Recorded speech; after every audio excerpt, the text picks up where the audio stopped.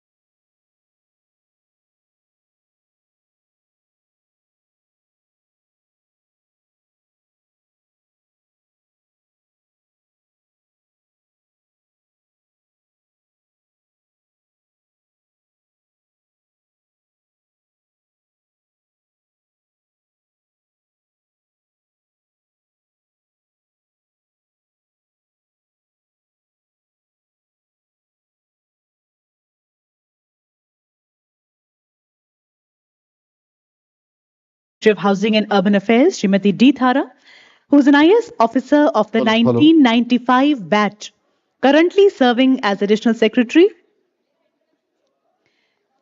Ladies and gentlemen, we move forward to inviting the speakers of the session now. I begin with inviting Dr. M. Ramachandran, former Secretary, Ministry of Urban Development. तालियों के साथ अभिनंदन. Dr. M. Ramachandran is a retired IS officer who has 38 years of experience at various policy making and governance levels.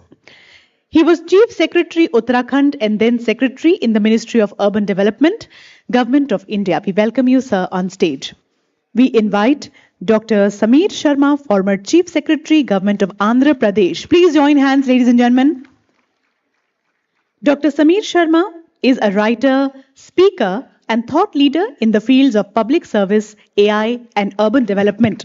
He has spent about 18 years in the urban sector, in which he has held nearly all positions under the state and central government.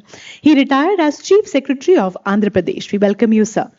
We invite on stage Dr. Santosh Babu, Chief Mission Director and Executive Director, Information Kerala Mission. Please join hands as we welcome Dr. Santosh Babu on the stage. He is a medical doctor turned Indian Administrative Service Officer of the 1995 batch of the Tamil Nadu cadre.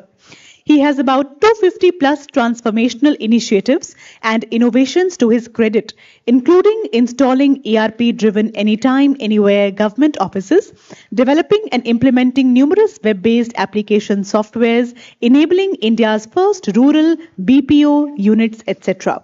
We welcome you, sir, on the stage. And we also invite Sri M. Nagarajan, Municipal Commissioner Surat, to please join us on stage. Please join hands, ladies and gentlemen. Sri M. Nagarajan, who's an IS officer of the 2009 batch, Gujarat cadre. Currently, he is working as the Municipal Commissioner of Surat Municipal Corporation. He has working experience of more than 22 years in various government departments, including Indian Railways, Indian Audit and Accounts Department, Reserve Bank of India, and Indian Administrative Service. With this, I request the moderator, Srimati D. Thara, to please begin the deliberations for the session. Ma'am.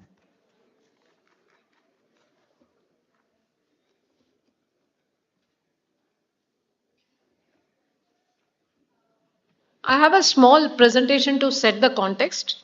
I first of all welcome respected Ramachandran sir, Sameer Sharma sir, Nagarajan and Santosh Babu. Actually, two are all of them are practicing mentally. Physically, two are still in service, and but I think the amount of experience they have and the kind of perspective they can bring to the table, because they could step outside between I mean, usually we all get caught in the systems in between the legs of the elephant and won't see the larger picture, but they have seen it from inside. Now they're seeing it at a arm's distance. Kindly delegates, if you want to have a separate meeting, second row. I think we will maintain a basic decorum. So I think we can start this session. This is about urban governance and institutional mechanisms towards resilient city economic regions. Now, let me set the context. I just briefly mentioned 6 crore in 1951 became 50 crore in 2021. And from 2021 to 2041, it is going to be another 34 crores added. And this 34 crores is much more than the delta every year it got added. And this all has to happen in this landscape. 3.8% of our country is defined as urban. Actually, it must be 4.5. And another one full urban India has to get added. We have two challenges. One is we have to fix the existing problems. Second is we have to accommodate the new incoming rush. And India is going to add 30 crores again, right? Right now, as we are talking, it is 137 crores. Another 34 crores, it will add up 30 crores. All that is going to get added only in urban. Okay, the numbers. It may be, some there, some here, but the numbers are going to get added. Now, what does that do to a country like India? 32.8 lakh square kilometers is the area of India. And you really need some amount of land, even, 33% as green. US maintains 33% as wilderness to maintain the sustainable development paradigm.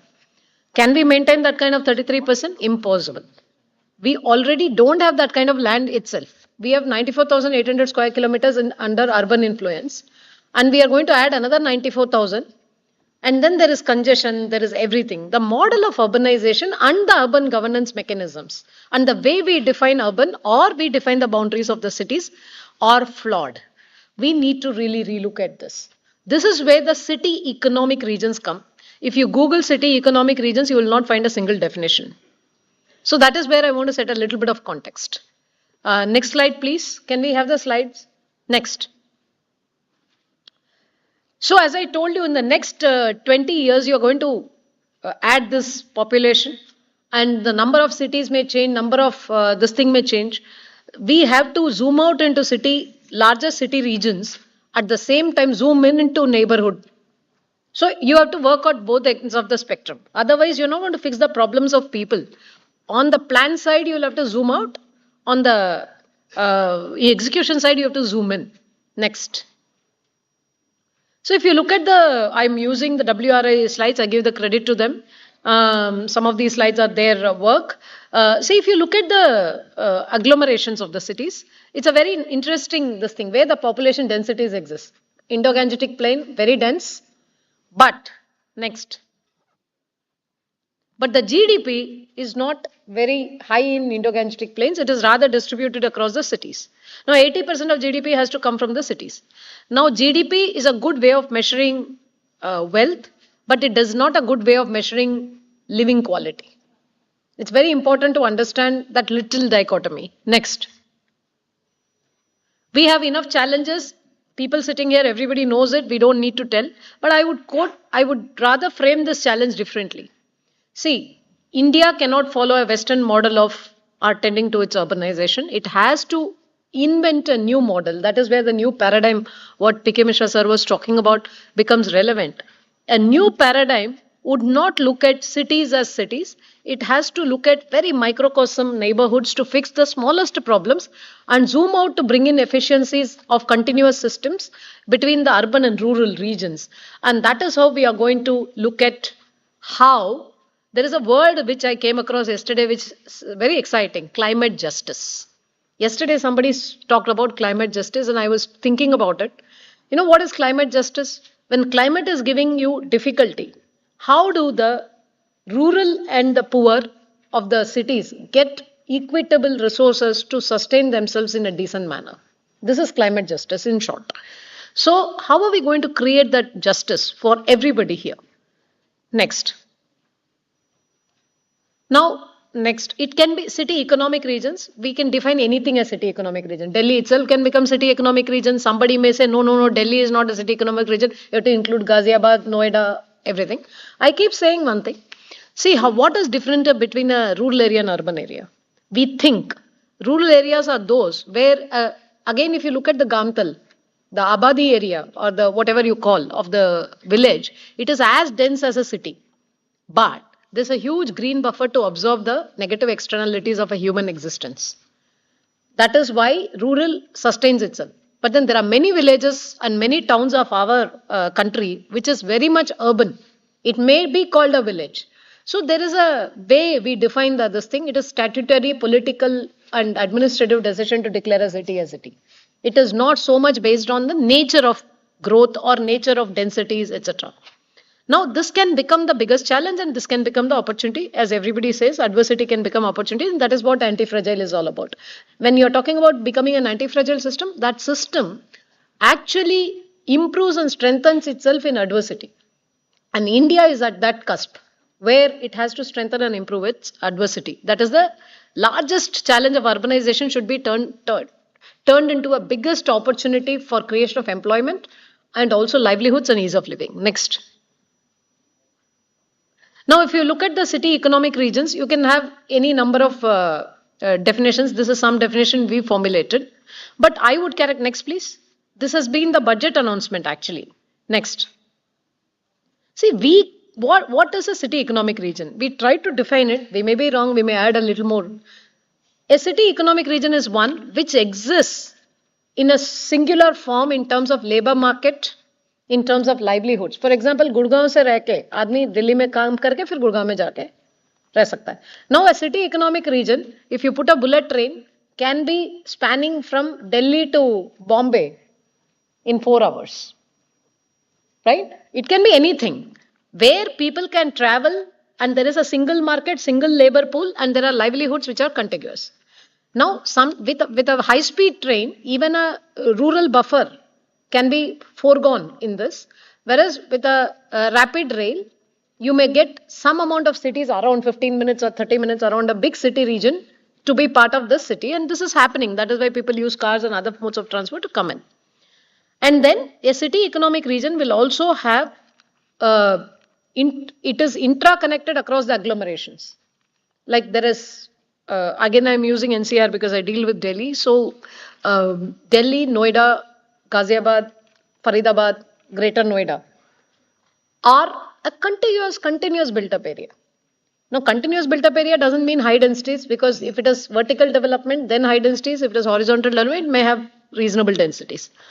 Now, one thing which is missing in all this is there is no natural resource spaces in this place, and very small spaces exist. And how do you preserve that spaces and conserve to make it an ecologically sustainable economic region?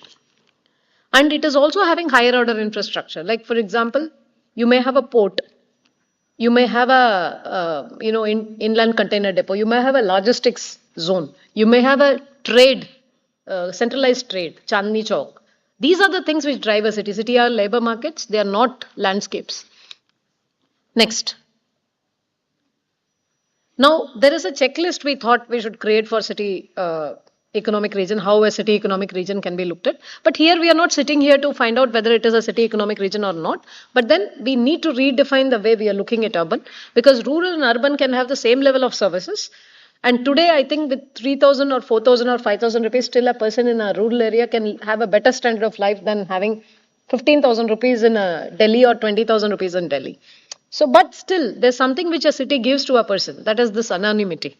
So you don't have the social hierarchy playing out in cities. And that is why many people, in spite of this thing is happening, many people are coming to cities. At the same time, there's also reverse migration of the educated people to go back to the villages and that is where this farmhouses concept has come up. Next.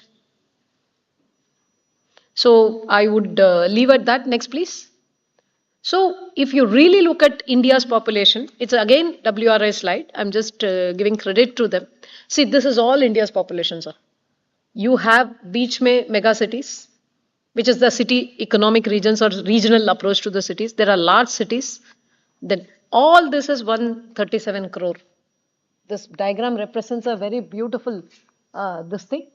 If we are able to attend to this mega and large cities, we would have fixed urbanization properly. We cannot impact everywhere, but we can impact in the city. A small city next to a large city is different from a small city which is very far from a large city. The nature of that dynamism changes. Next.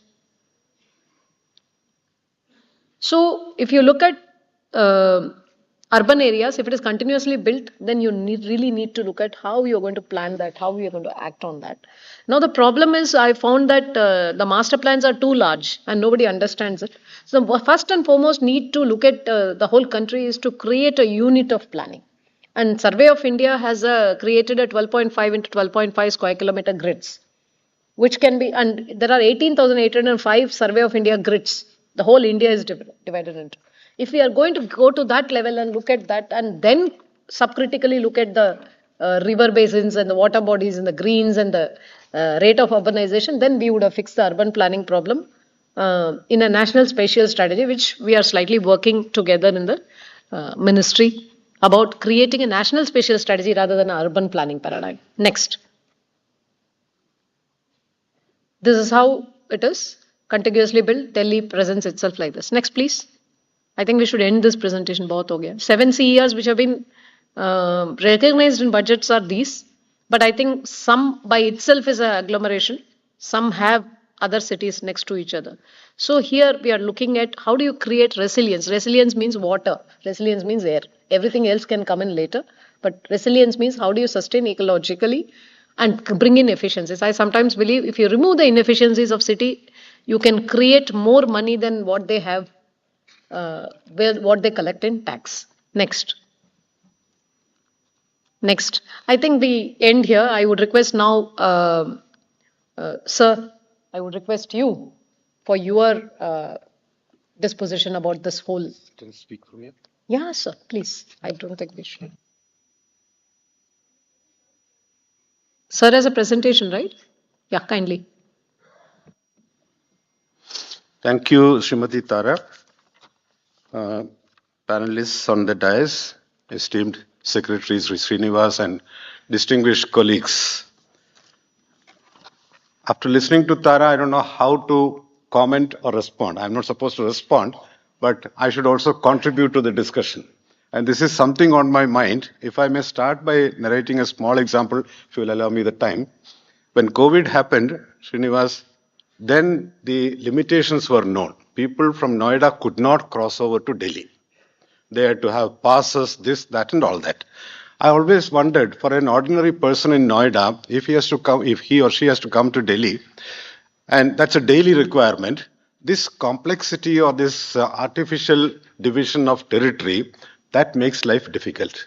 So that's one starting point. Then, as you referred to other aspects, water, waste management and things like that, we are still stuck in the conventional form. Sometimes people ask me when you were there what you were doing.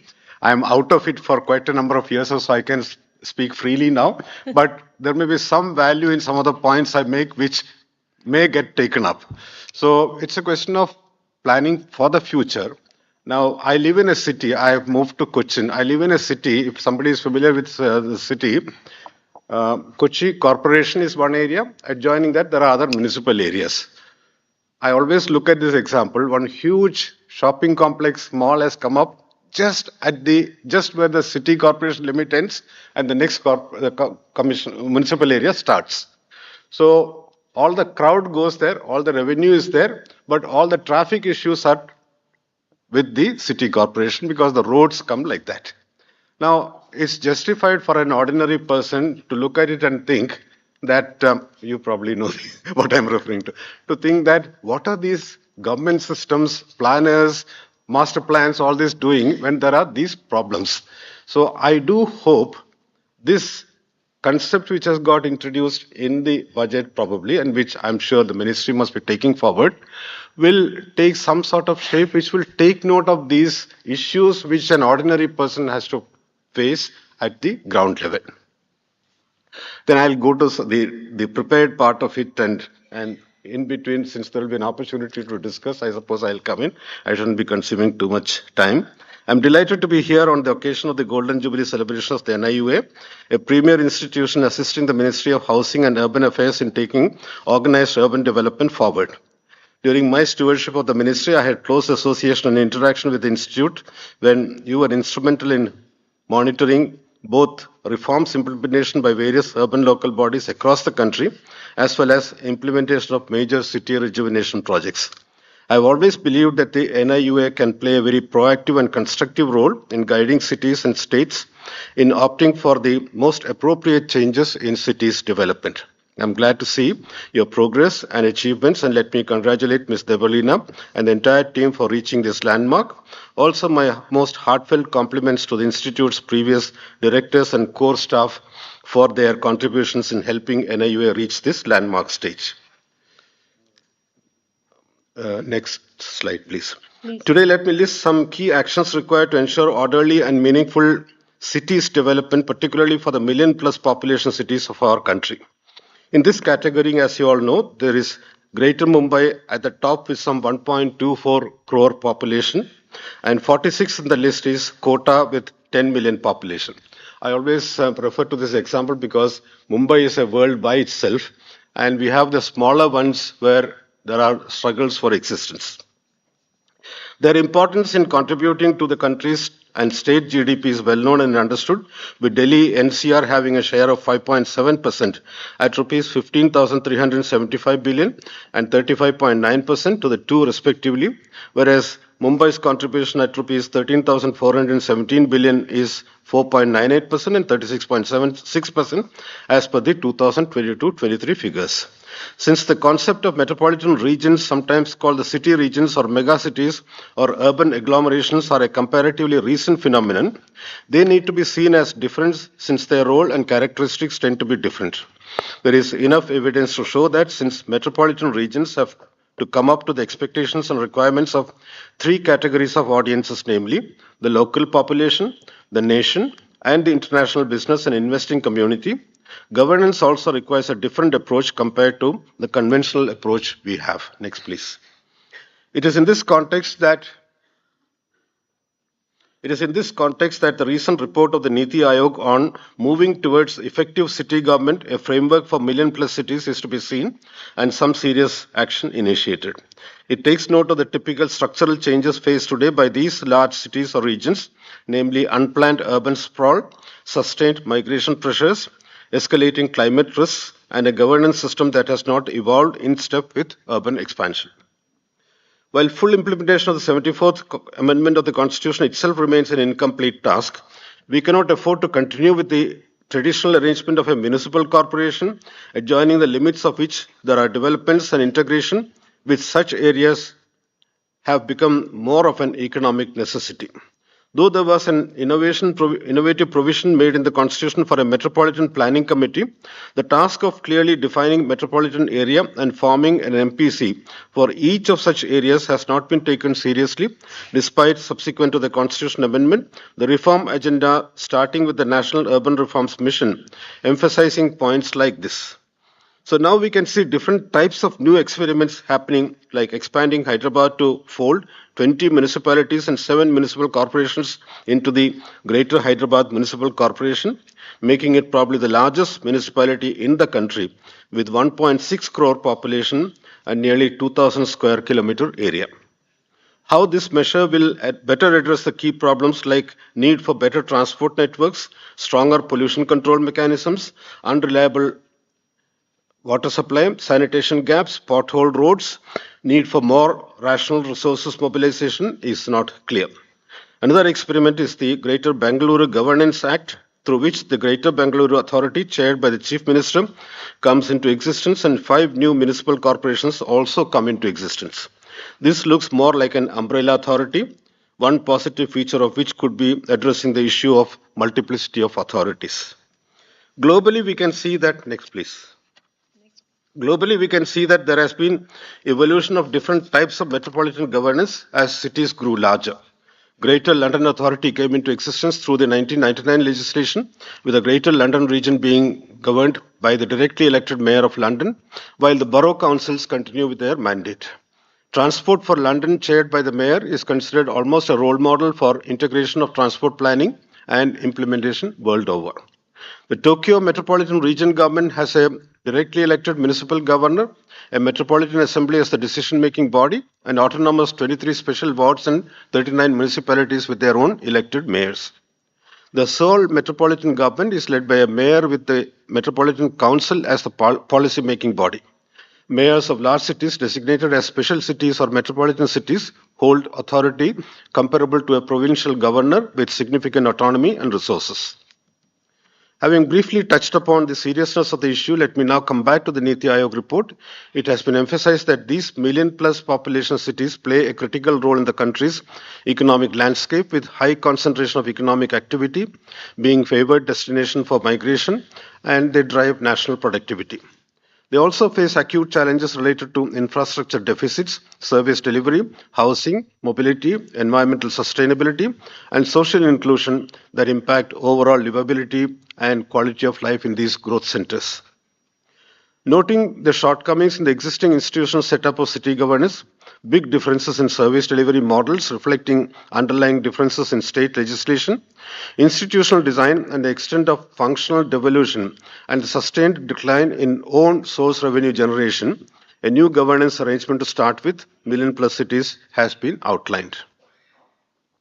Briefly, these steps are establishing an empowered city government, which will involve having an elected mayor with a 5-year term, having in position an empowered mayor in council system to have broad-based leadership and ensuring timely and regular municipal elections. Another key action point is devolution of 6 key urban services, namely water supply, bus services, sanitation, solid waste management, urban planning, and fire services to be under the control of the city government. The third key element would be strengthening city finances by fiscal devolution and emphasis on generating own source revenue. Associated further action would be providing for parastatals and SPVs delivering essential urban services to report directly to the city government. Another action point would be strengthening the State Finance Commission process so as to streamline fund transfers to urban local bodies. It is worth remembering that the 16th Finance Commission, as was repeatedly done by previous finance commissions also, has repeated the recommendation that all states must strictly adhere to the requirement of a regular constitution of SFCs as per the constitutional provision and ensure laying of ATRs in the state legislature within 6 months of submission of the report. This is to be a prerequisite for claiming FC grants in local bodies. It's time we took up these recommendations for active consideration so that our larger cities, to start with, are adequately empowered to meet the complex challenges before such cities. I conclude with the hope that the ministry would soon be able to initiate the process of consultations with the states, and for this I believe the NIUA could be an appropriate agency to prepare the discussion papers. Of course, it will be based on consultations with the states, and it's the ministry which takes initiative. Thank you for this opportunity. Thank you, sir. I think that was a very comprehensive guidance kind of presentation. Thank you so much. May I now request Samir Sharma sir to deliver his presentation about the city economic regions and what his ideas are. Morning. First, this is for that.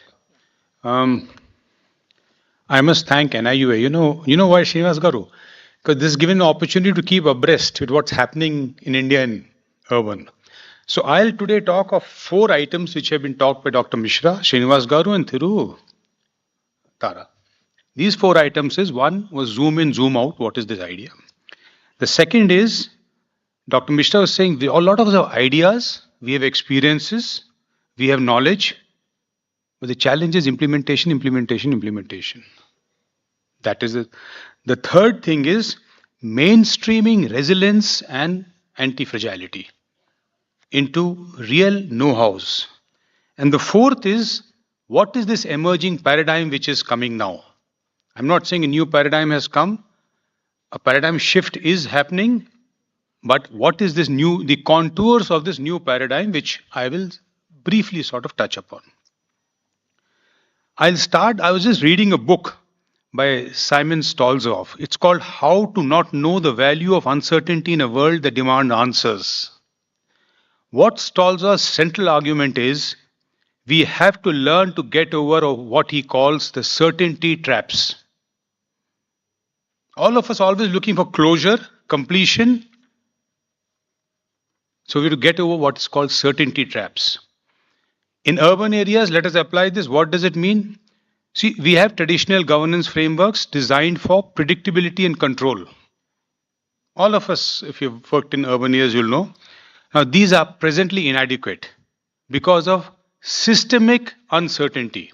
So from individual, you go to systemic uncertainty and climate volatility, which they've been speaking about, economic shocks, public health crisis, COVID, and technological disruptions. And there are two books which deal with this. One is Recalibrate by Dr. Mishra, and second is Anti-Fragility by Taleb. I will sort of translate this into implementation. This is what is the basic purpose of this presentation. Now, what does Recalibrate say? What does Dr. Mishra say in that? He says that our governance systems must go beyond what we perceive as resilience. Resilience is just not bouncing back. So what is that beyond?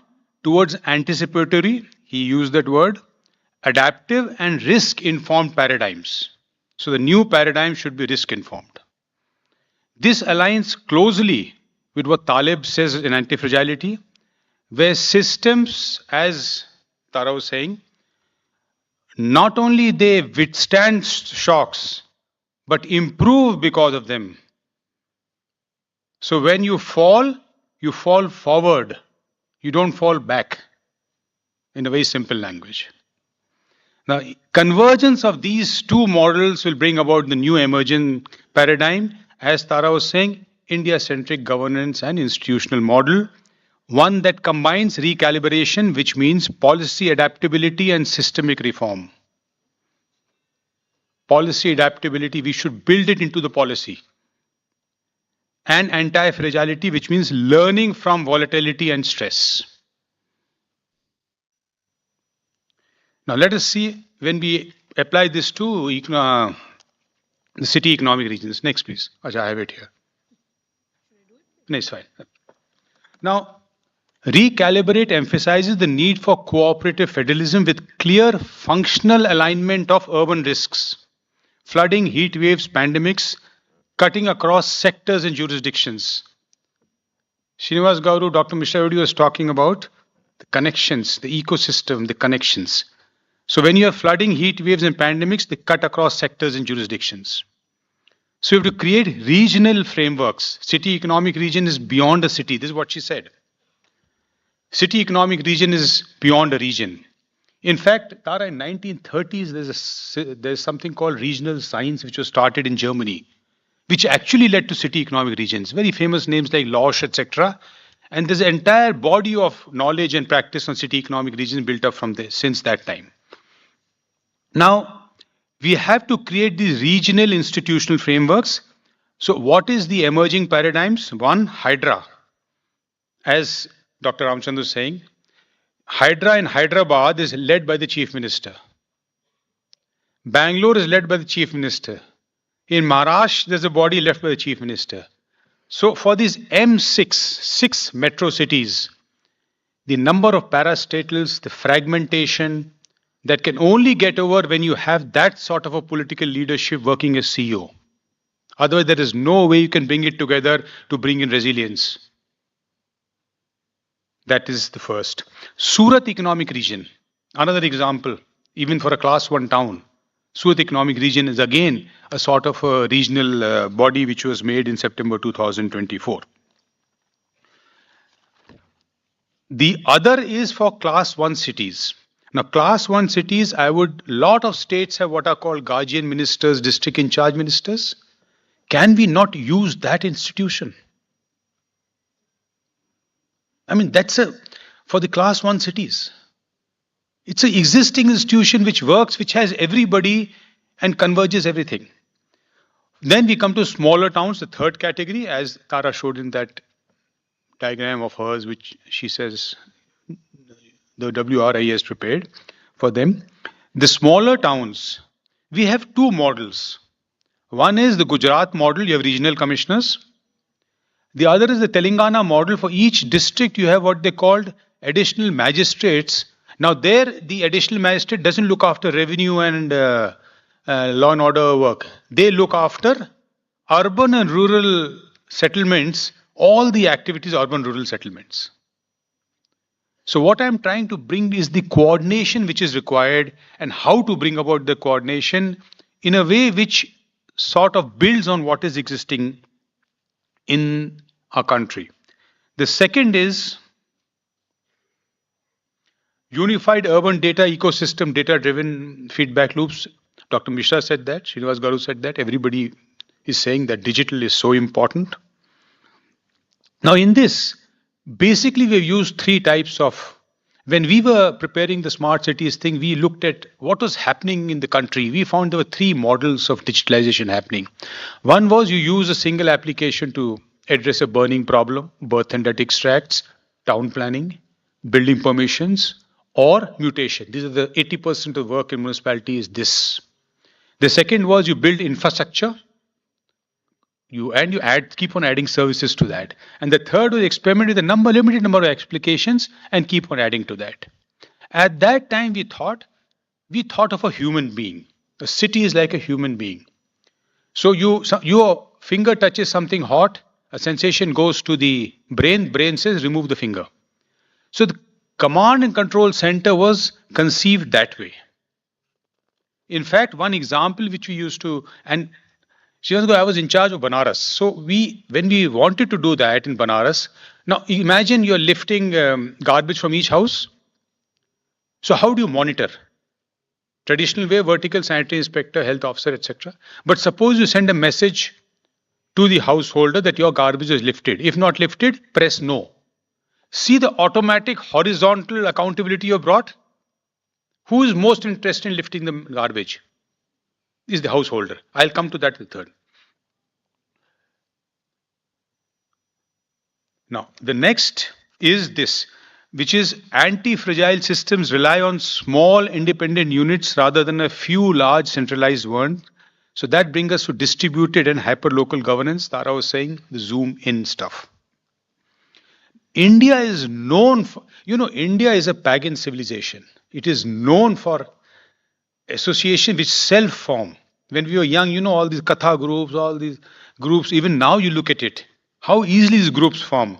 Look at our gated communities, look at our RWs, how well they just emerge from nowhere and they keep on doing so much of civic activities. So what do we do here? Now, in this, we have experimented with ward committees. We have experimented with, I hope, sorry, I went to other. So we have experimented those two.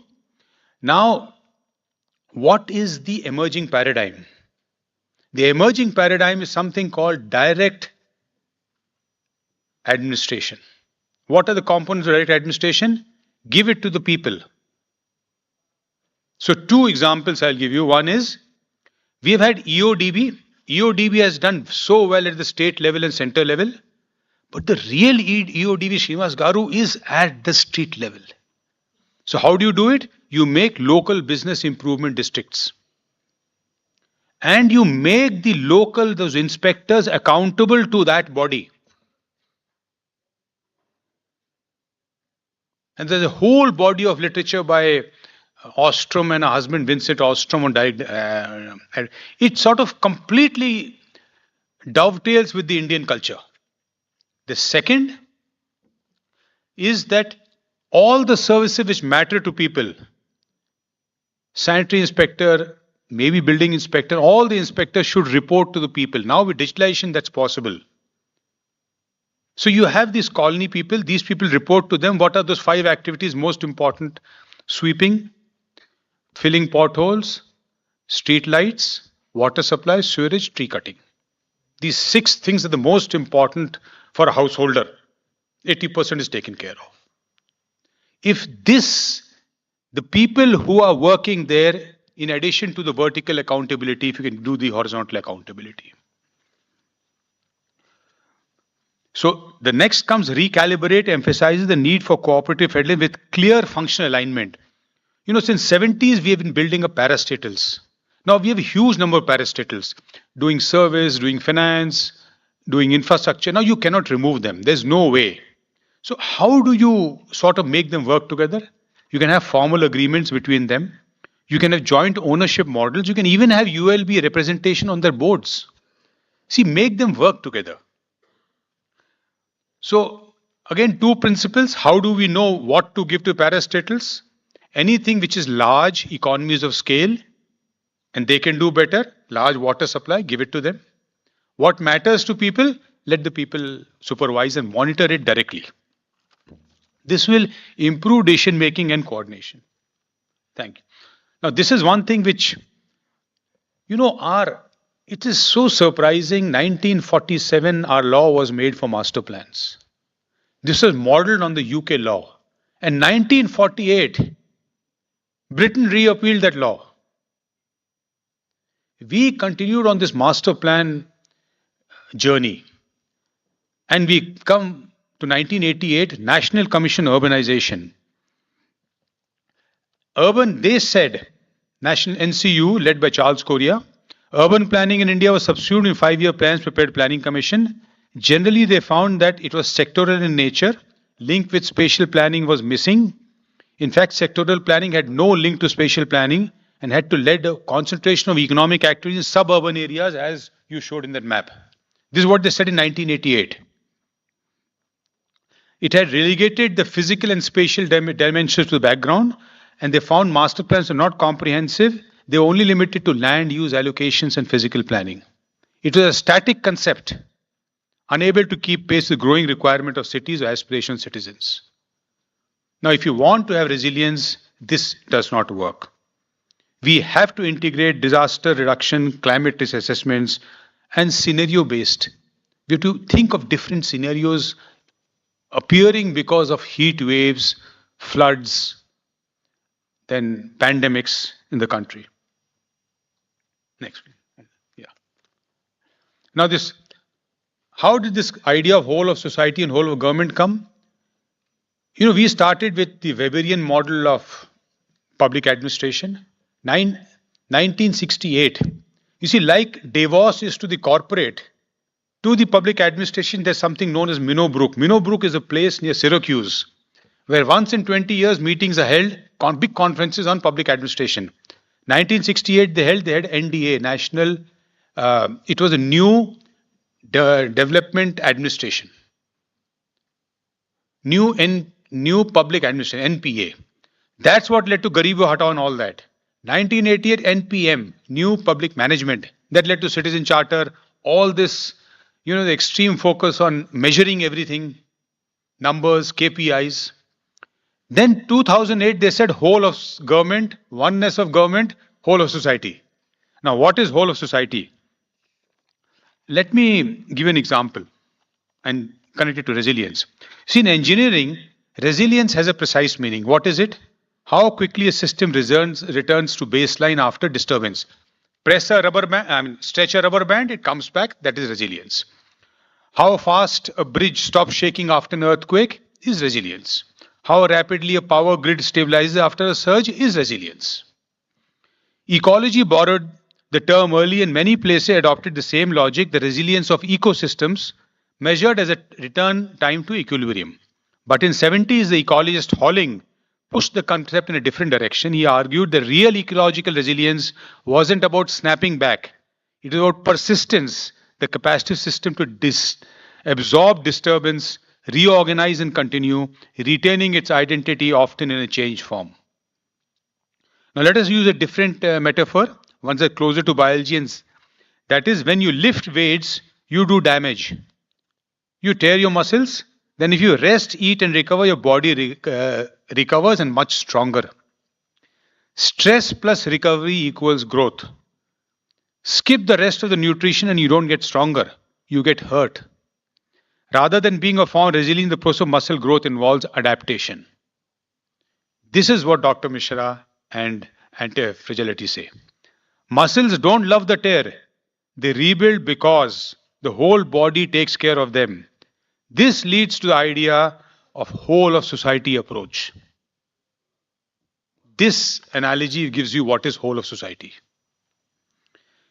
Now, community institutions, they have localized this in rapid response and social cohesion. Next, please. This is, I'll finish. Now, this is already what government is doing.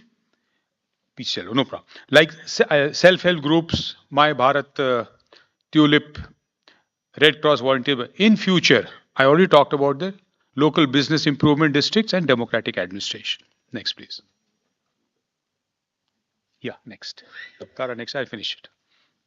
Now, this is the last part. What do we do about human resources? Tara, we went to Mumbai. Dr. Venkaiah Naidu Sahab had a habit every month, he would take everybody, right from joint secretary to a state. One day before we would go, we would analyze all the problems, try to solve it. What we wouldn't solve, we'll put before the CM and Venkaiah Naidu Sahab. They would then decide there. What I found was so surprising and so easy to do. See, the planners in Mumbai and DD are engineers. I mean, why can't we change the service rules and recruitment rules and say you should have a Bachelor of Urban Planning degree? If we want a specialized planner, we can say they should have a master's in environment, a master's in physical planning, a master's in ecology. When the Public Service Commission recruits, why should they recruit a geographer as a planner to work as a planner? This is the easiest thing to do and the fastest. Now, how do you introduce flexibility? We have municipal cadres, but better we have three subcategories: municipal administrative service, municipal technical service, and a municipal finance service. So when the public service recruits, they should recruit under these three services. This will bring it that specialization which is required for resilience. Use gig workers. We use them a lot. The best thing, give them a job, they'll do it perfectly, pay them, they'll come back. Army has short service commission. Now, instead of doing this 35, 38 years service, why don't we have people coming on short service commission? You imagine the flexibility in labor market. Let the Public Service Commission do it. Let them bring for 6 years, 8 years. All the specialists you need, all the generalists. There is a degree in Bhubaneswar, MBA in urban management. They are the perfect to work as municipal commissioners. So suppose you do short service commission, take those young boys, let them work, go away. Again, they can write and come back again. Lastly, learning. Srinivas Garu, I have taught phase 1, 2, 3, 4, 5. I have taught in the US. And now recently, you know what I have done? This National Skill Development Council and Physics Wala formed a corporation, Bharat Innovation Global. So they commissioned me to do 30 sessions on techniques that work at the ground. How do you control mosquitoes? Stuff like that. So 30 sessions I've done for them. So after doing all this, my thing is simple stake. Lot of people come as municipal commissioner first time, they don't even know what is setback.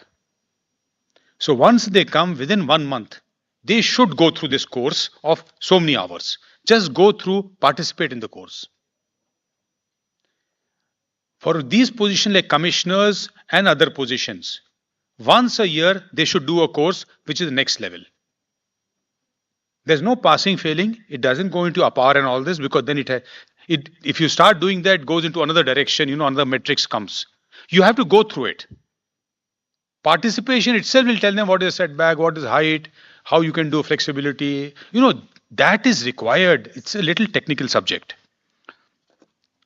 And then see if at least for the state services, can you link it to promotions? You finish these courses, then you can get a promotion. Participated in these promotions. Okay. So with this, I'm done. Next, there are 7 principles. This is in short, just next I'll go. There are 7 principles, 8 principles, which come out from what Dr. Mishra and Talib say. I'll leave it here as just a summarization of what I've done. Thank you very much.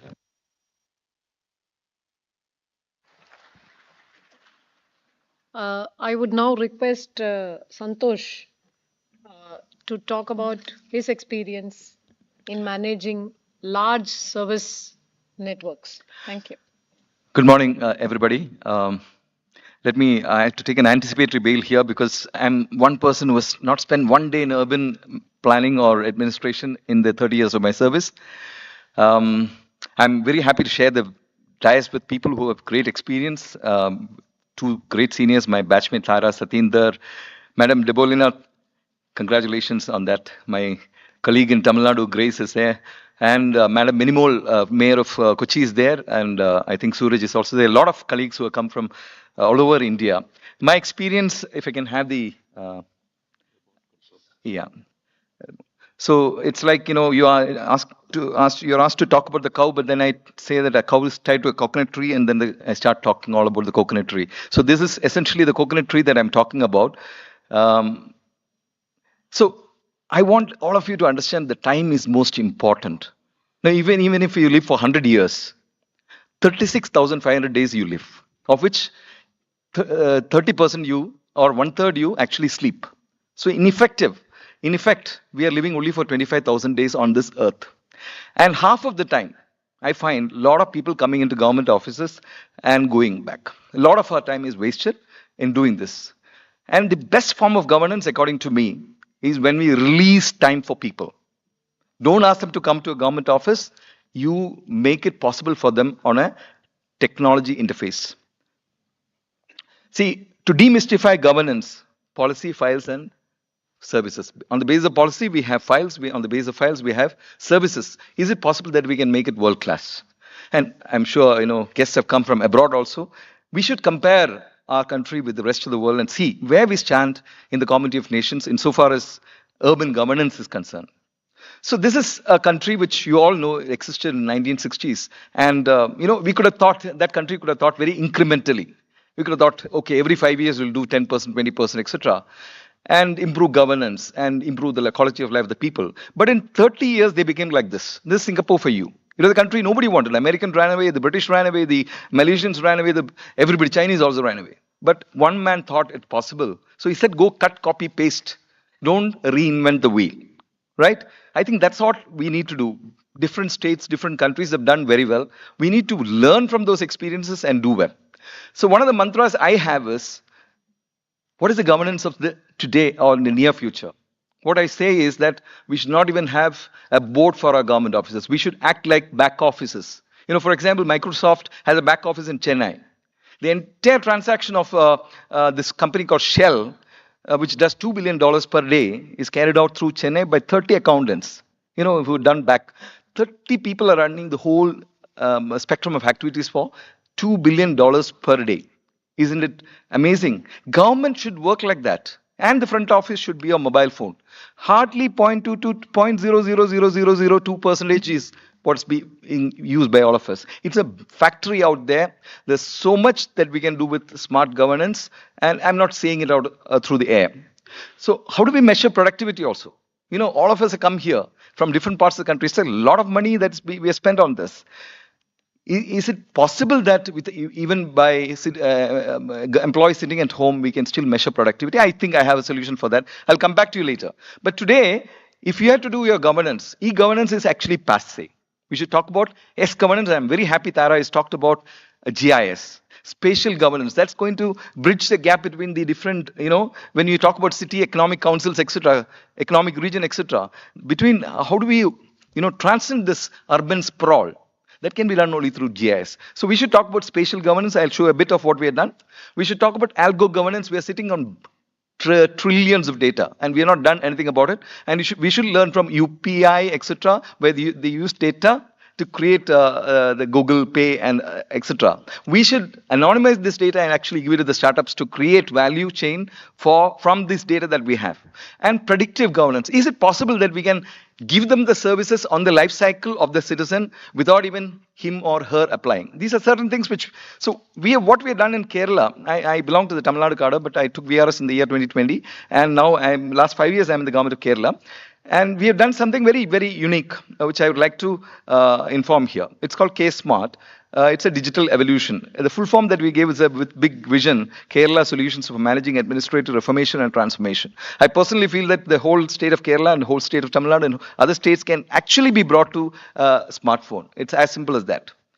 And we launched this on 1/1/2024 in the urban local bodies and in the rural local bodies on 1/4/2025.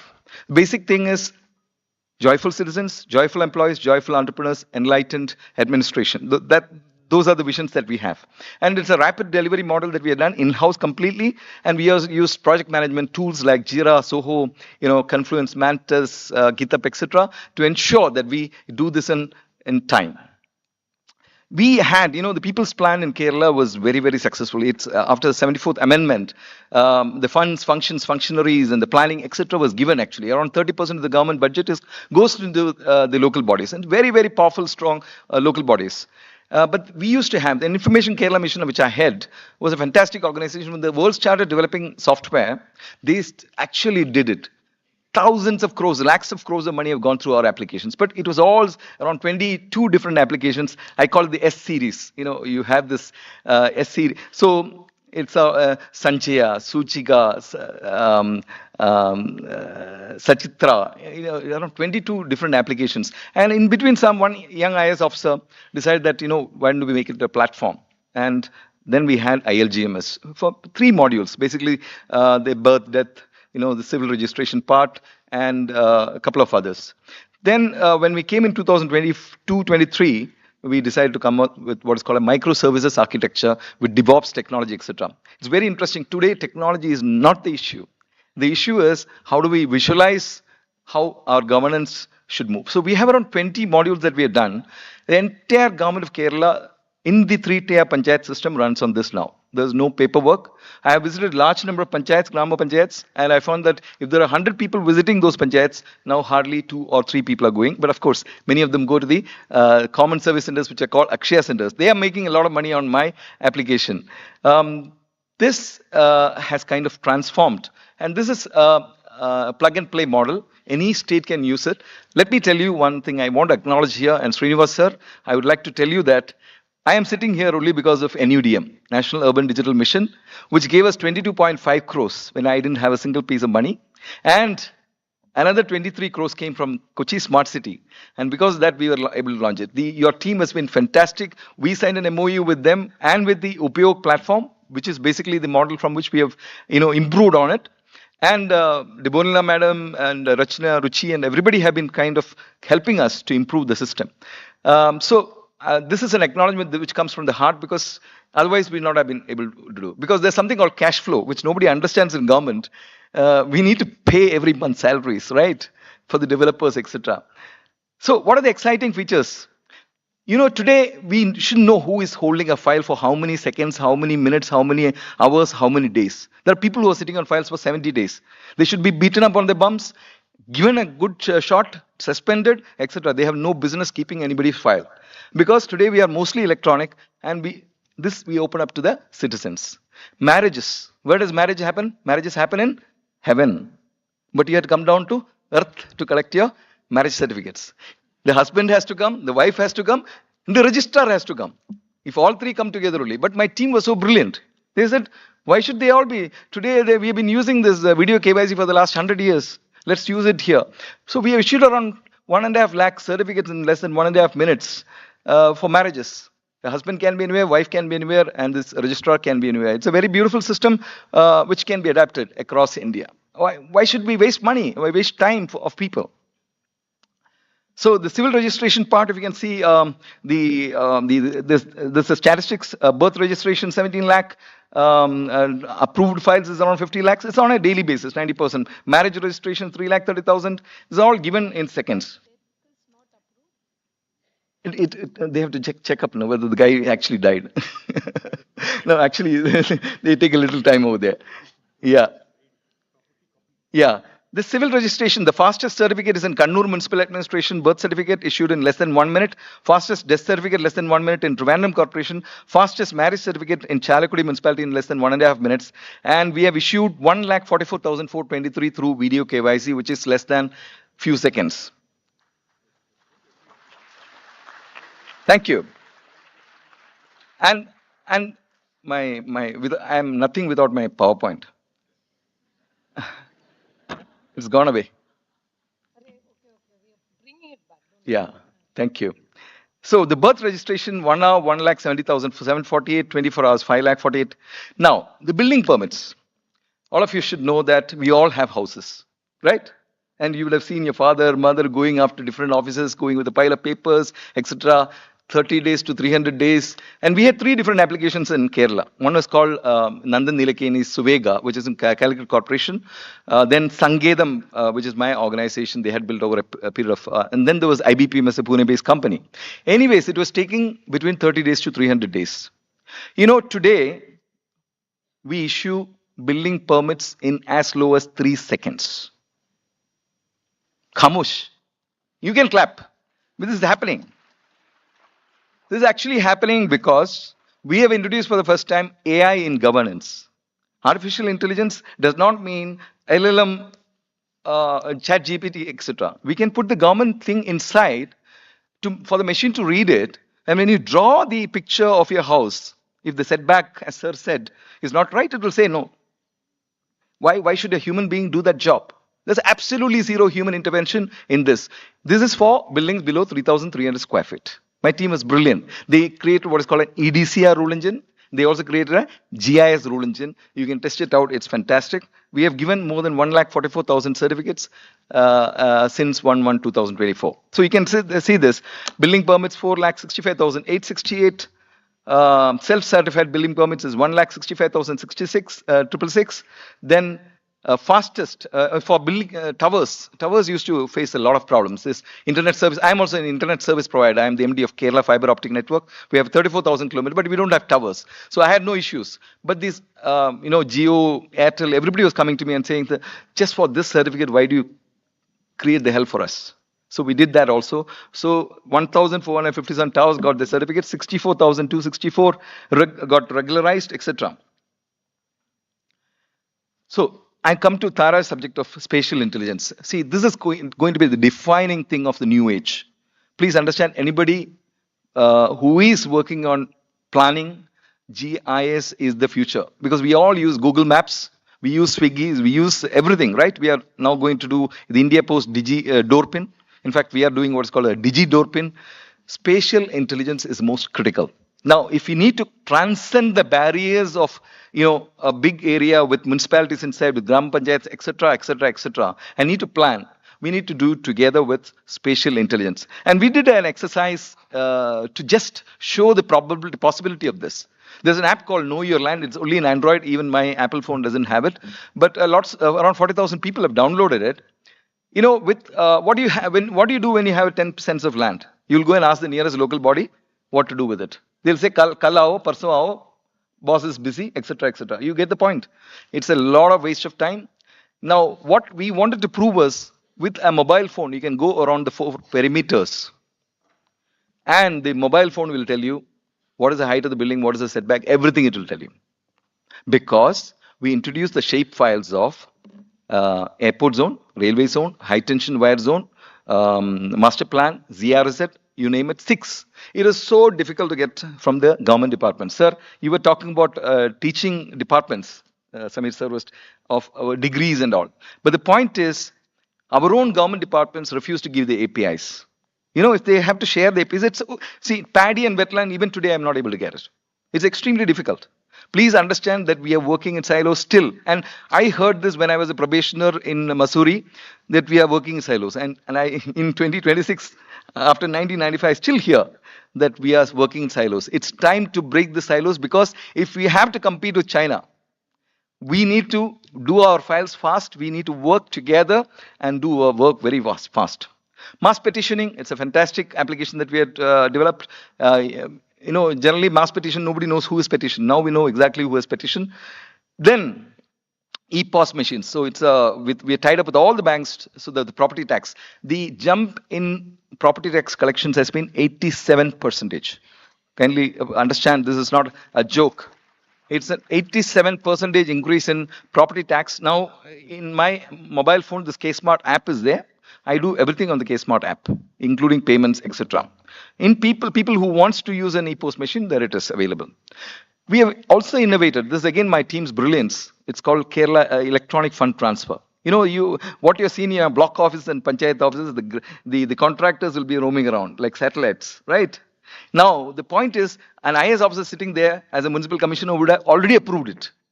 But Hamara Banda will say, check, I will give you when you give me. Right? Right? It goes without saying. This is happening across the country. So we wanted to obviate this and we created this. The moment we click on my case smart, your fund actually goes into the contractor's account. The only problem is the money should be there with us in the first place. Okay. So 10,588 crores have gone through this KEFT now.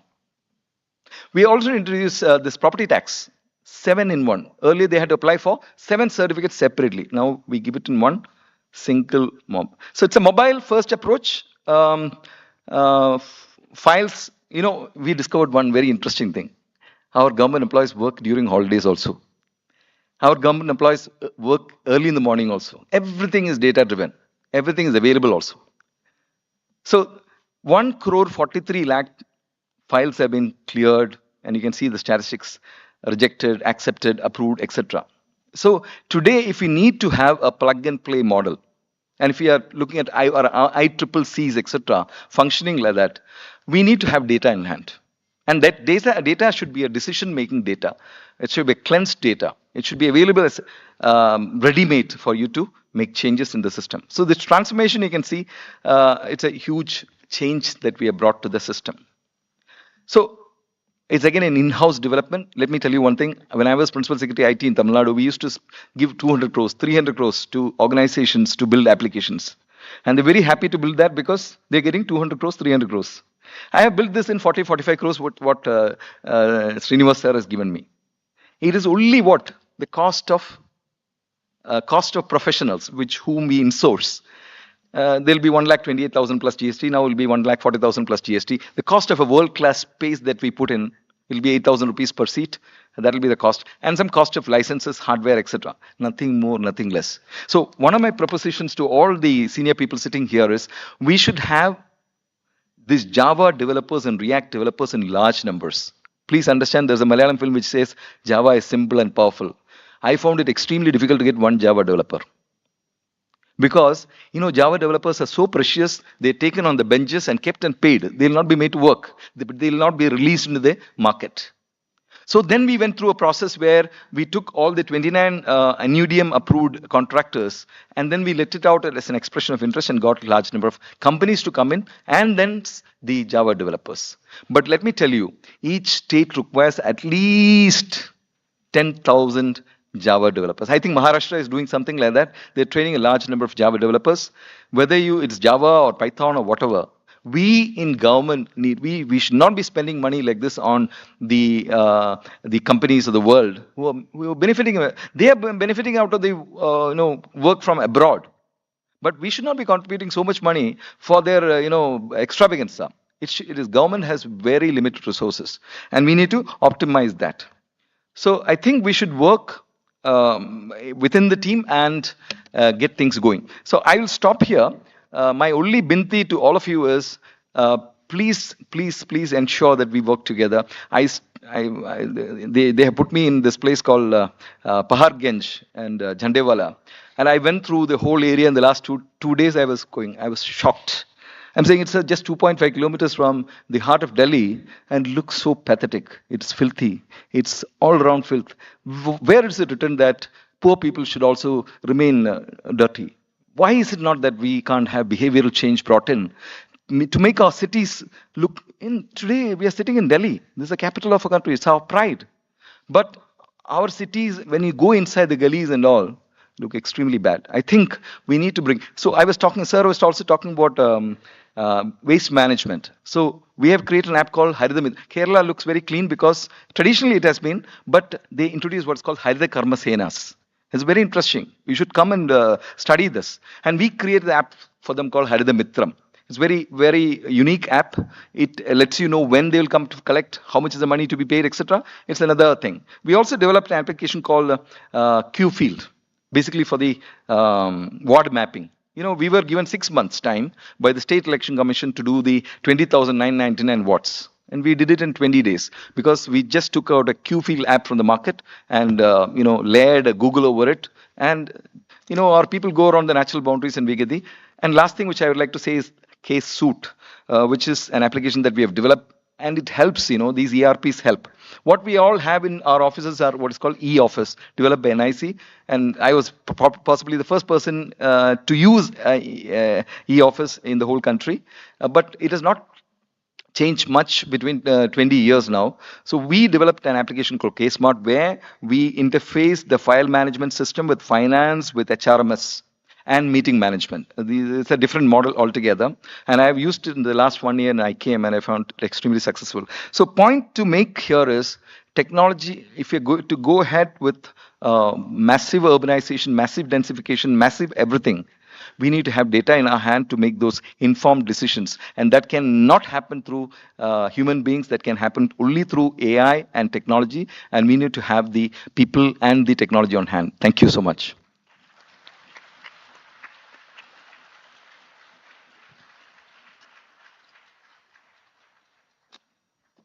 Uh, Dr. Santosh Babu is a very passionate worker, must have observed it.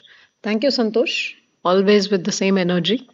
Now I request Nagarajan, Surat Municipal Commissioner, to talk about the Surat City Economic Region and the plans for transforming that region. Thank you.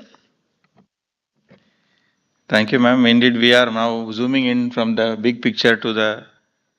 Can I have the remote?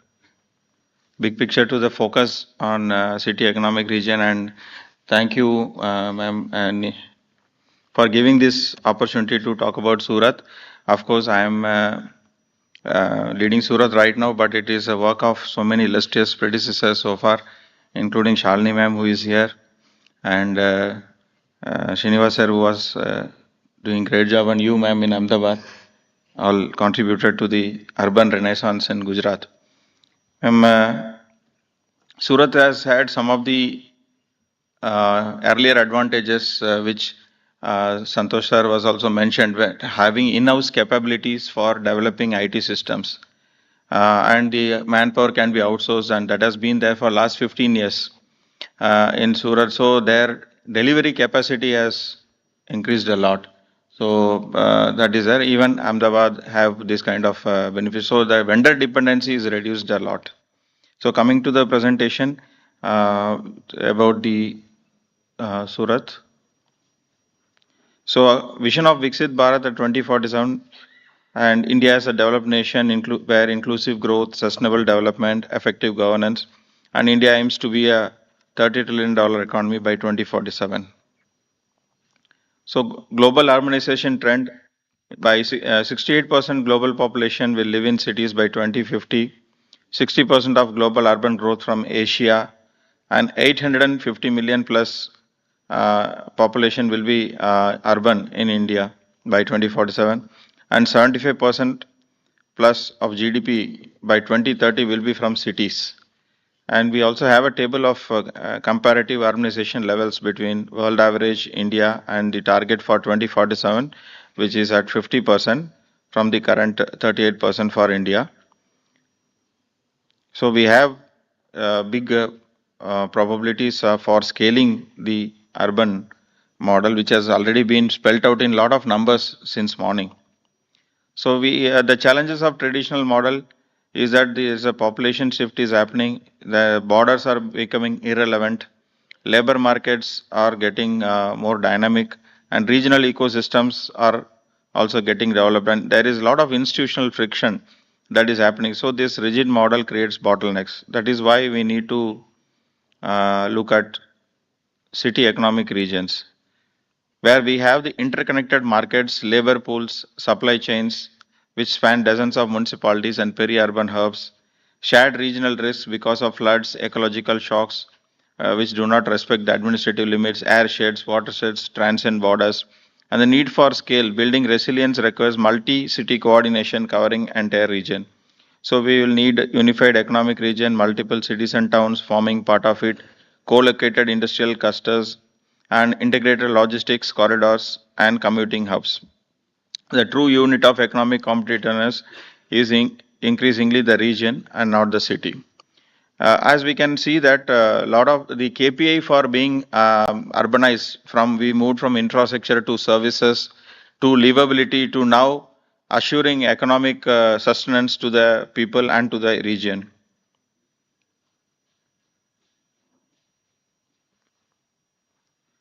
So under this situation, the CER plan proposed by Niti Aayog under the Growth Hub initiative regarding the creation of an economic master plan, of which four G-Hub regions were selected. Surat is also one of them. And in the union budget also, the CER project has been kept, which is allocating 5,000 crores. And we have in Gujarat has taken a lead in preparing a Surat economic region plan, economic master plan. And also they have taken the lead in appointing one nodal officer, senior officer for, apart from the municipal commissioner, a senior officer for coordinating this entire plan. For Surat economic region, Shalini Agarwal ma'am has been appointed. The Surat economic region, economic performance and growth trajectory, we are expecting a massive increase in the nominal growth rate of at least 11% and reaching 1.5 trillion by 2047 only for the Surat economic region. We all know that Surat is already contributing big level to the state GDP. The main drivers of growth are, especially in the earning well paradigm, the chemical and pharma industry is very big in Surat. Textile and apparels, fashion capital, B2B and B2C hubs, gems and jewelry, global south luxury retail destination, and tourism, business and ecotourism, real estate, high-speed rail corridor, greenfield townships are also coming. Also in agriculture, natural farming and agro processing are present in the area. In the living well pillar, we have higher education and skilling, EduCity in high-speed rail corridor zone, tertiary healthcare, 750 plus beds in Surat and Bharuch, and lot of many hospitals are coming up. Sustainability and renewability, we have net zero and climate resistance on our plans. The Surat economic region overview, it covers, as shown in the map, it covers Surat, Bharuch, Navsari, Tapi, Valsad and Dang districts. And Surat alone, the Surat district and region will alone contribute to $45 billion, 9 billion from Bharuch, Navsari 7 billion, Tapi 4 billion, Valsad 7 billion and Dang 0.3 billion. This is for the overall target of 1.5 trillion. We also have to support this kind of a growth. We have mega infrastructure plans under implementation. One is a dream city, which is diamond research and mercantile city, where there is a diamond trading bourse and it has a master plan and more. It is being developed as a city, smart city. Surat Metro Rail, which is under implementation, likely to be the first phase will be likely to be launched within a year, and it is covering 40.35 kilometers, two corridors. One is a diamond corridor and another is a textile corridor. Same way in the high-speed rail bullet train project, the target date for launching is next year, August 2026. And when the project is fully implemented, the distance between Surat and BKC Mumbai will be just 1 hour. So that will bring Mumbai and Surat very close. Also, the Delhi-Mumbai Expressway, 8-lane expressway is happening. It also passes through the Surat region. Outer Ring Road, which is around 66 kilometers, 90-meter wide, connecting the entire region. Phase 1 is completed, phase 2 is going on. And Tapi Barrage and Riverfront, 33-kilometer embankment plus amenities will ensure that the region and city also has water security for the times to come. So resilient city economic regions, to ensure that CR resilience is there, we have to move from traditional to expanded CR perspective, of which many things have been highlighted by the previous speakers. One is to that in the expanded CR perspective, we have to move from flood resilience to withstand shocks and natural supply path disruptions, adapt swiftly to broader environmental and economic shifts, require quickly and maintain robust regional jobs, continue steady non-linear economic growth. So in the strategic economic resilience, we have some lessons from the global regions. Regions dependent on single industrial sector face significantly greater systemic risks. And so we need to build a multi-sector economy. And in this year's budget, we have already taken service sector as a major part of this budget, focusing on tourism. And we have food tourism, we have diamond tourism, we have textile tourism, and also come to promote stay in Surat, because there are a lot of business travelers coming, but they don't come for pleasure. But we do have a lot of attractions, so we are working on creating a service economy parallelly. Second is that Surat economic region approach, historic twin pillars heavily reliant on textile and diamond cutting and polishing. Now it is getting diversified into advanced manufacturing, chemical clusters, deep water port logistics, renewable energy hubs, and startups and services. In this, I just want to quote a very relevant thing that I have observed recently is that the lab grown diamond market has grown exponentially in the last 5 years because of the manufacturing capabilities built in Surat. It is based on the chemical vapor deposition technology. And the Surat people have reverse engineered the entire thing which used to be imported from Europe and other countries. Now they have reverse engineered it, and more than 12,000 machines have been installed in the last 4 years, and it will reach to 15,000 machines. But the interesting part is that all these machines are repurposable for development of diamond-based semiconductors. After silicon carbide and gallium nitride, diamond-based semiconductors are the going to take a important position in the global supply chain.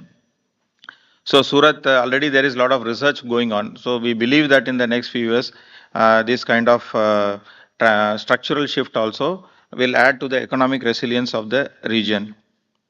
So regional infrastructure, we have the coordinated CER approach we can plan, under which water security for coordinated surface and groundwater resource, regional mobility and regional disaster management.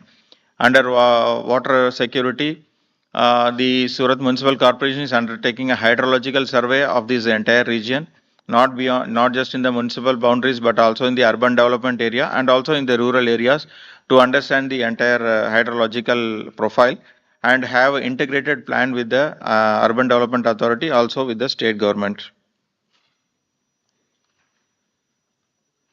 So reimagining governance for resilient city regions. So existing government matrix, we all know the municipal corporation, development authority, GIDCs, and industrial development corporations and district administration. So we can have a sort of 6-tier governance architecture where tier 1 will be the national government, tier 2 will be the state government, tier 3 will be the city economic region authority, which has also been discussed today. Tier 4 can be the urban development authorities surrounding the city, and the city government itself in tier 5, and also district governments in tier 6.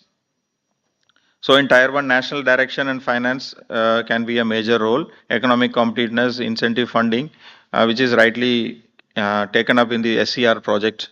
And state as a regional integrator, city economic region authority as a implementing, coordinating bridge. It aligns cities, peri-urban areas, rural hinterlands into a single economic and resilient plan, which can cover economic development, spatial planning, climate resilience, infrastructure planning, and monitoring. In tier 4, metropolitan and urban development authorities translate CR vision into enforceable structural maps, define clear density limits and regional green belt zones, and also develop transit oriented nodes and major utility corridors for power, gas, etc. In the tier 5 and 6, local, peri-urban and local and peri-urban scale, we can have municipal governments which are doing the core functional services, local resilience, local economic development, and also maintain the quality of life. In the district governments, we need to work with the rural-urban integration, land administration, regional emergency response, and agricultural transition planning. So this provides a integrated view of the entire CER plan. So we can have a shared vision, shared data, and shared finance for this to make this economic region concept a reality. And in Surat, we are very keen to work with like-minded people and organizations to be an action research lab where we can probably work with NIUA and its partners to do practical oriented, but at the same time develop theories and practices which can be useful to everyone in this country and abroad. Thank you so much for this opportunity today.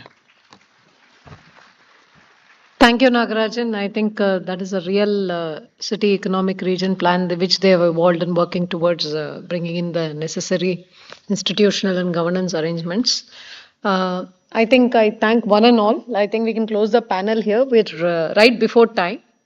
And we can now, with the permission of SP, lunch? Huh? Question answer. You want a question answer also? My lunch is not ready. Acha, okay. I think what SP is saying is question and answers.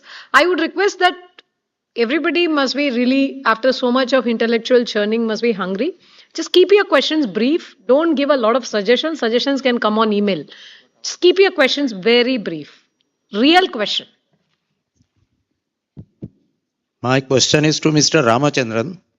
Uttar Pradesh has directly elected mayors for a tenure of 5 years. Are the UP cities better managed? Because in Mumbai, we had a mayor in council with a powerful mayor. It generally led to a lot of violation of rules, exceeding budget provisions. So it is all right to say that London has a mayor. In any case, UK's rate of growth is now much lower than India's.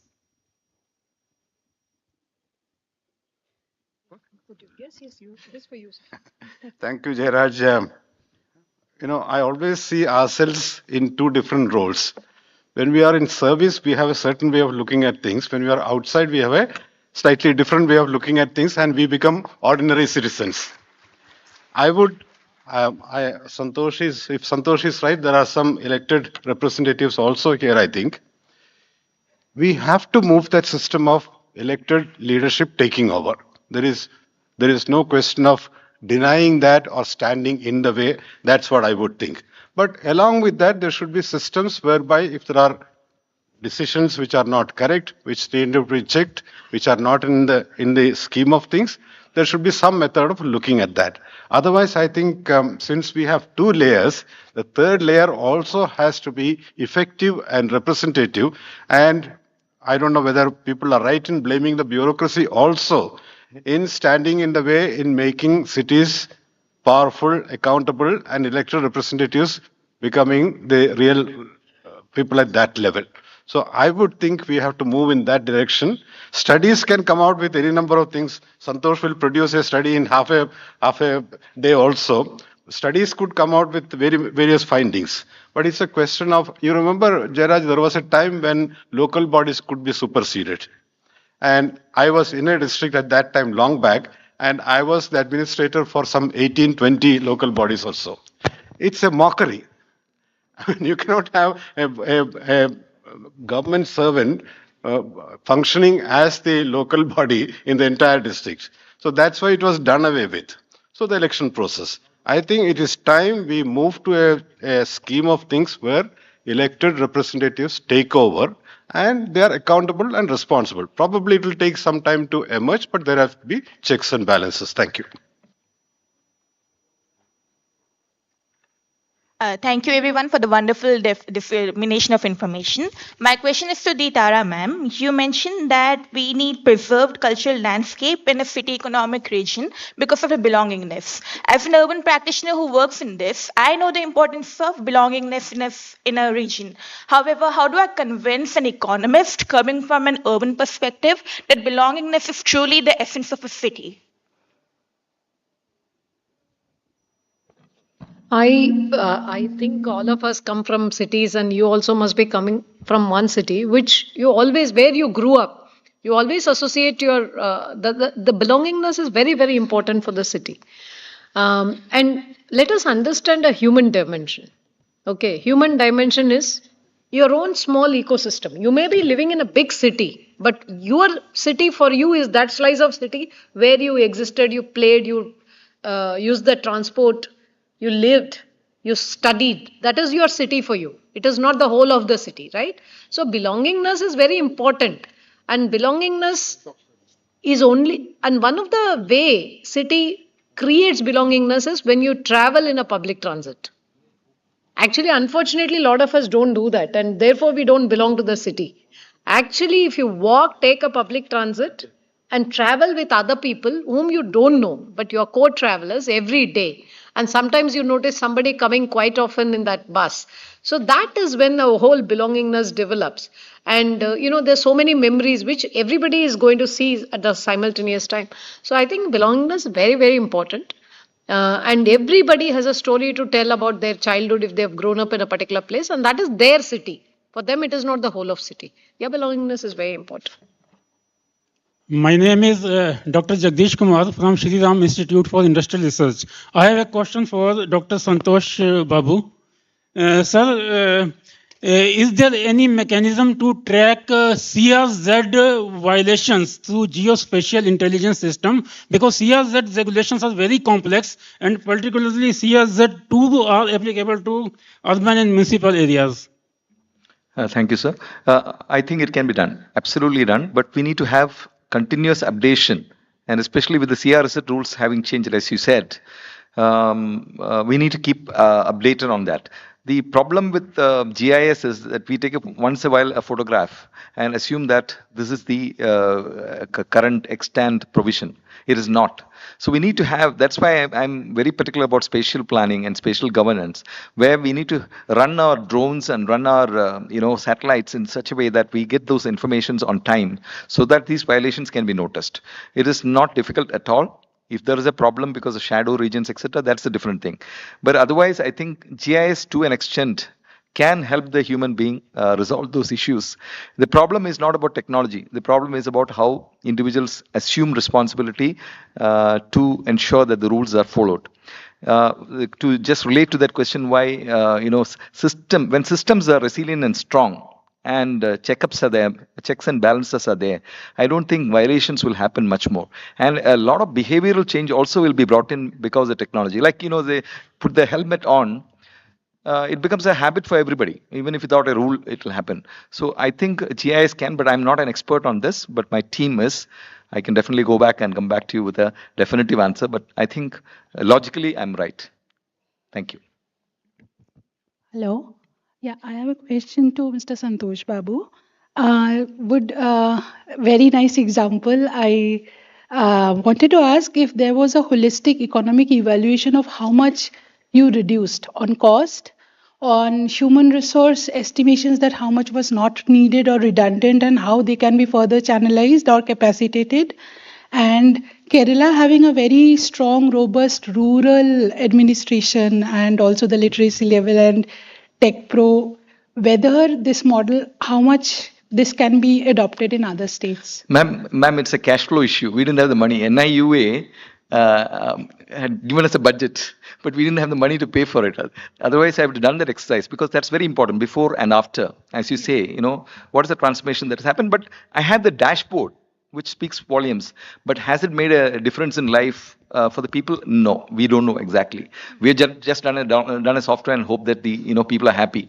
But you are absolutely right. And now my Center for Management Development, I'm also vice chairman of that, is actually doing a study on this right now, and they are giving us only expenses which are necessary, absolutely necessary. Otherwise, it's completely free compared to what NIU Ruchi madam had given us.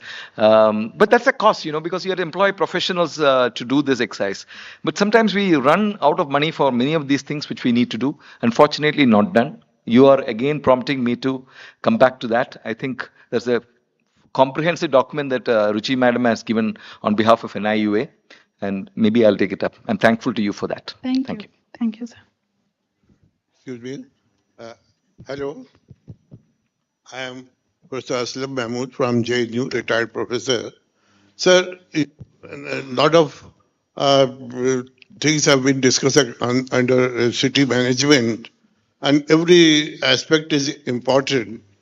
And there are a lot of solutions given. There's one very important problem which I think is equal to all the other problems, is the solid waste management and the waste management. Is there any consideration this House goes to suggest about taking the issue of waste management, because this is going to be one of the very important issue in the coming days for urban planning. Thank you very much. I think there is a whole session on solid waste management in the afternoon. I would request post lunch you can join that session. Yes, solid waste management is a very important aspect of waste. As far as waste is concerned, in fact, Germany and all doesn't have concept of waste. They have only resource. Somebody's waste is somebody's resource. Actually, we need to bring in clean development mechanisms into this thing, so that there is a circularity. The circularity, when we talk very generic. But I think every product, every byproduct of an industry or even the waste is actually a resource for somebody else. But only discovering that value chain is what is the biggest challenge today we have, and also the way we handle the waste. So it's a very interesting and detailed subject. I think Rupa ma'am is going to have that session in the afternoon. I would request you to join there, and it's a very important aspect of our cities. Thank you. We come to the end of this session, and thank you all, and I really congratulate Debolina ma'am and her team for putting in such a good this thing arrangements for us to host this session. Of course, I will thank SP also. Don't worry about it. But Debolina ji and SP is home and Garka. So there is nothing. We are in the ministry, but your team has worked very hard. Thank you so much. Thank you. Thank you very much. What lies ahead? Taking these learnings forward and building on the work that has already been done, may I please invite Director NIUA, Dr. Debolina, to please join us on the dais for taking a moment to appreciate and thank our speakers and moderator for their work. May I request you, ma'am, Tara ma'am, and sir, to please stay back with us for a little while, because we have tokens of appreciation for each of our speakers. We begin with Dr. M. Ramachandran. Ladies and gentlemen, please join hands as we thank our speakers and moderator for their contributions in this session. Dr. Sameer Sharma, thank you very much for your sharings. Thank you for sharing your knowledge and thoughts with all of us in the session. Thank you very much for joining us here in this technical session. We thank the moderator, D. Thara ma'am, for conducting the session and sharing her thoughts with all of us.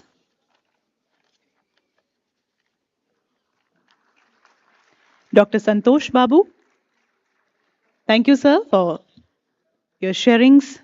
Thank you for sharing your perspectives with all of us. And Shri M. Nagarajan.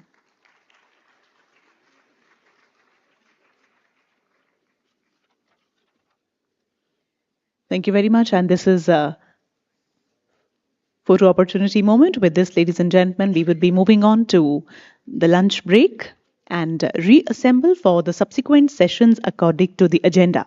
So as per the agenda, we will reassemble in different halls. The subsequent sessions are in different hall, as we can see in the agenda. For example, the technical session number 2 is in hall number 4 on the first floor. Number 3 is in hall number 6 on the second floor. So we'll check the agenda and move to the sessions as per their locations, as per the different halls which have been assigned for these technical sessions. Thank you, ladies and gentlemen. We will now disperse for lunch, and a sumptuous meal is waiting for us outside. Thank you for joining us here. Let us move forward to the lunch break. Thank you.